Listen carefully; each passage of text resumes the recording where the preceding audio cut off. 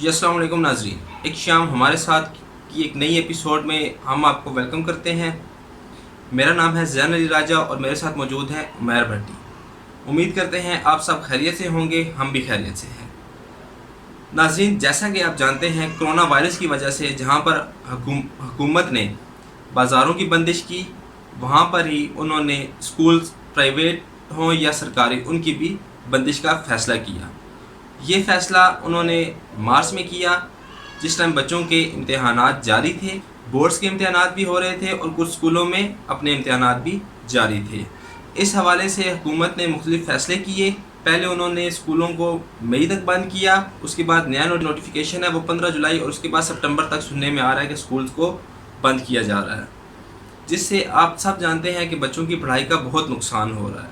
इस सिलसिले में हुकूमत ने स्कूल्स के बच्चों को और कॉलेज के बच्चों को भी प्रमोट करने का फ़ैसला किया है। मज़ीद इस बारे में हमारे साथ मौजूद हैं उमैर भट्टी साहब। उनसे जानते हैं कि आया जो स्कूल की बंदिश है इससे बच्चों की पढ़ाई पर क्या असर हो रहा है, और जो उन्होंने बच्चों को इस तरीके से प्रमोट करने का फ़ैसला किया है, क्या वो फ़ैसला दुरुस्त था?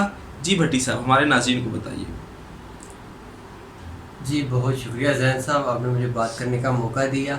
जैसा कि आप जानते हैं, कोरोना वायरस की वबा बहुत ख़तरनाक है और अगर हमने इसमें एहतियात न बरती तो इससे हमारे मुल्क में मज़ीद नुकसानात हो सकते हैं, और ख़ास करके वो बच्चे जो 10 साल की उम्र से छोटे हैं वो इस वायरस का शिकार बहुत जल्दी हो जाते हैं। कि हुकूमत पाकिस्तान ने SOPs का कहा था, नहीं उसके ऊपर लाए अमल नहीं इख्तियार किया जा रहा, उसकी वजह से भी केसेस में दिन ब दिन इजाफा होता जा रहा है। अगर हम इन SOPs के तहत प्राइवेट स्कूल्स को ओपन करते हैं या खोलते हैं तो फिर तो हमारे लिए बहुत बेनिफिट्स है। अगर हम इन SOPs के ऊपर लाए अमल नहीं करेंगे तो फिर ये केसेस दिन में 2 नहीं 10 गुना ज़्यादा तेज़ी से इजाफा होगा। भट्टी साहब, शायद आप मेरे क्वेश्चन का असल मफ़हूम जो मैं आपको समझाना चाह रहा था आप समझे नहीं है। मैं आपसे असल क्वेश्चन ये करना चाह रहा था कि शुरू में जिस टाइम पे इस तरीके से 26 फरवरी को पाकिस्तान में कोरोना का पहला केस आया और 19 मार्च से इन्होंने हुकूमत हमारी ने स्कूल की बंदिश का फ़ैसला किया, आया कि क्या उस टाइम ये बंदिश का फ़ैसला दुरुस्त था? अगर दुरुस्त था तो किस हद तक दुरुस्त था? क्या बच्चों की इससे पढ़ाई का ज़िया नहीं हुआ? अभी तो चले केसेस में इजाफा बहुत तेज़ी से हो रहा है। दूसरा मेरा आपसे क्वेश्चन ये था कि इन्होंने बच्चों को प्रमोट कर दिया अगली क्लासेस में, आया कि क्या इसका आने वाले दिनों में या आने वाले वक्त में, आने वाले सालों में हमारे यूथ पे और हमारे जो यूथ का मुस्तकबिल है उस पर क्या असर पड़ सकता है? जी ज़ैन साहब, बात यह है कि जैसे आपने बताया कि 26 फरवरी को कोरोना का पहला केस आया हमारे सामने, लेकिन अगर उन दिनों में ये लॉकडाउन और ये स्कूल की बंदिश ना की जाती तो हो सकता है जिस तरह अब तेज़ी से इजाफा हुआ उस वक़्त इससे भी जल्दी और तेज़ी से इजाफा होता इस वायरस का। मैं तो ये कहूँगा कि हुकूमत का बहुत अच्छा फ़ैसला था उस वक़्त कि उन्होंने स्कूलों की बंदिश की। और सेकंड आपने क्वेश्चन ये ज़ैन साहब किया था कि बच्चों को प्रमोट करने का फ़ैसला हुकूमत की तरफ से दुरुस्त है। देखिए, जो प्राइमरी या जो मैट्रिक से नीचे हैं स्टूडेंट्स, उनको प्रमोट करने का फ़ैसला जो है वो बिल्कुल दुरुस्त है। ठीक। लेकिन जो मैट्रिक और इंटर के स्टूडेंट्स हैं उनको प्रमोट करने का फ़ैसला बिल्कुल गलत है। देखिए, ये कल को ये जो यूथ है हमारी, जो मैट्रिक और इंटर के स्टूडेंट्स हैं, इन्होंने फील्ड में जाना है, इन्होंने काम करने हैं। जब इन्हें पता होगा कि हमने मैट्रिक में क्या किया या इंटर में क्या किया तो तब भी ये कुछ समझ सकेंगे। मेरा ख्याल है जो मैट्रिक और इंटर के स्टूडेंट्स हैं उनकी ऑनलाइन क्लासेस या ऑनलाइन पेपर्स लेकर तो उनको पास आउट किया जाता तो ये हुकूमत की तरफ से बहुत अच्छा रिस्पांस होता। जी नाज़रीन, जैसा कि भट्टी साहब ने बताया कि मैट्रिक या मैट्रिक से ऊपर लेवल्स के, जिसमें इंटर का लेवल आ जाता है, ग्रेजुएशन आ जाती है, पोस्ट ग्रेजुएशन आ जाती है। खैर, पोस्ट ग्रेजुएशन का तो अभी तक फ़ैसला नहीं हुआ, ग्रेजुएशन तक फ़ैसला हुआ है। और जैसे कि आप सब जानते हैं कि हमें शुरू से ये चीज़ बताई जाती है कि मैट्रिक बेस होती है।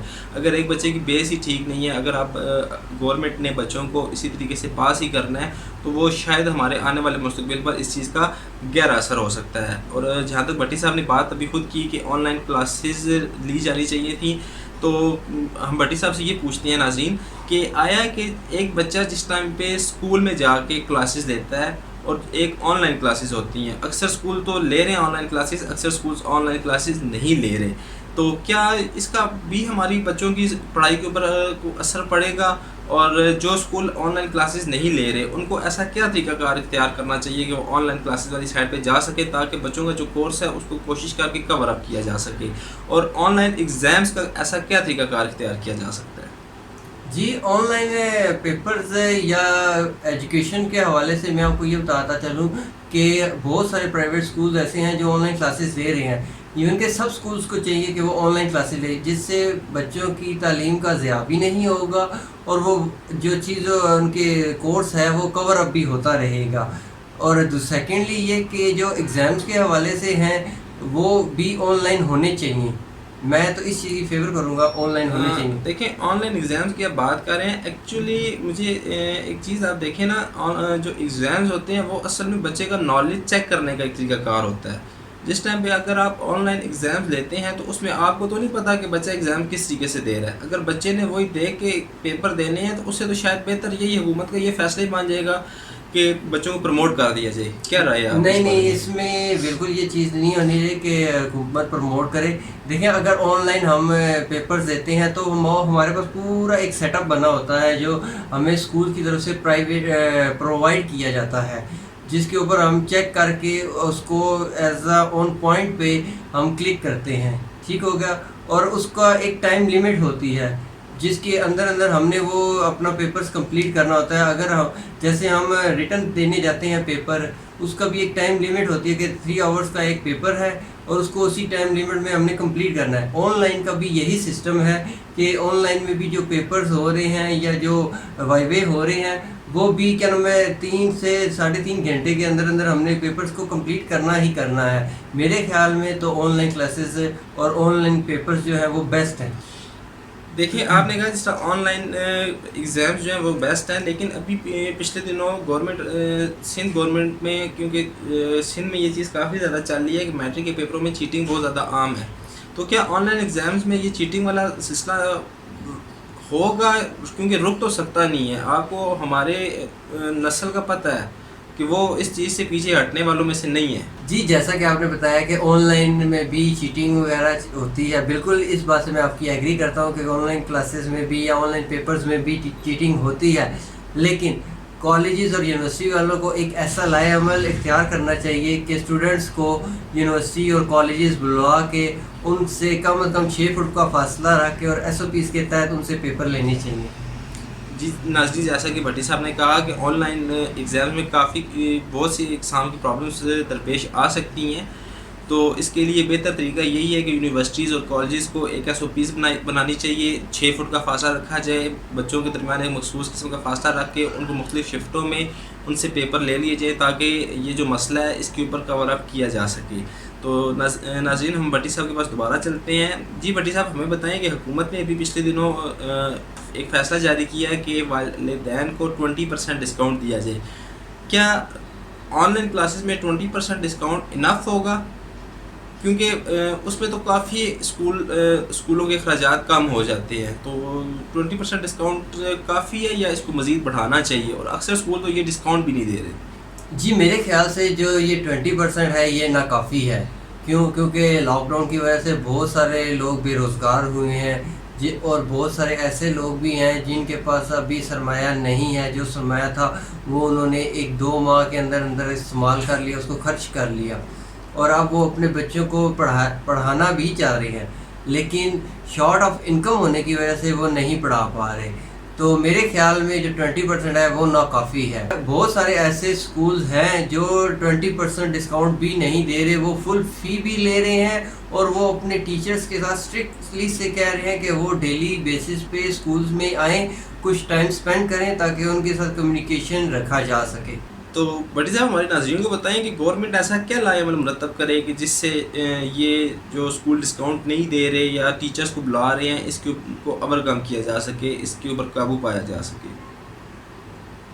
جی حکومت کو ایسے SOPs یا ایسے لائے عمل اختیار کرنا چاہیے، جیسے حکومت نے ابھی متعارف کرایا تھا ٹائیگر فورس، انہیں حکومت کو چاہیے کہ ٹائیگر فورس جو ہے وہ ان سکولز کی طرف بھی ان سکول کو بھی مینشن کرے جو کہ زیادہ فی لے رہی ہیں اور جو ڈسکاؤنٹ نہیں دے رہی اور جن کے سکولز میں ٹیچرز ڈیلی بیسس پہ آ رہے ہیں۔ हुकूमत को एक टाइगर फोर्स की यूनिट इन स्कूलों के ऊपर भी नज़र षानी के लिए रखनी चाहिए। नाज़रीन, जैसा कि भट्टी साहब ने बताया कि हुकूमत को इस किस्म के लाए अमल ऐसे स्टेप्स लेने पड़ेंगे जो कि स्कूलों की जाके चेकिंग करें और वालिदैन से जाके पूछें कि आया कि उनको जो हुकूमत की तरफ से 20% डिस्काउंट स्कूलों को बोला गया वो दे रहे हैं या नहीं दे रहे। इसके लिए हुकूमत को टाइगर फोर्स टाइप की एक और टीम तश्कील देनी पड़ेगी ताकि वो जाके इस हवाले से भी अपना काम करके अपना किरदार अदा कर सके और जो लोग कोरोना के सताए हुए हैं उन लोगों को इस हवाले से बेनिफिट फ़ायदा दिया जा सके। उम्मीद करते हैं आपको हमारा आज का प्रोग्राम पसंद आया होगा। अपना और अपने प्यारों का ख्याल रखिएगा। हमारे चैनल को लाजमी सब्सक्राइब और बेल आइकन के बटन को क्लिक कर दीजिएगा और नीचे अपनी आरा से आगाह ज़रूर कीजिएगा। अगले हफ्ते तक के लिए हमें इजाज़त दीजिए। अल्लाह हाफिज़।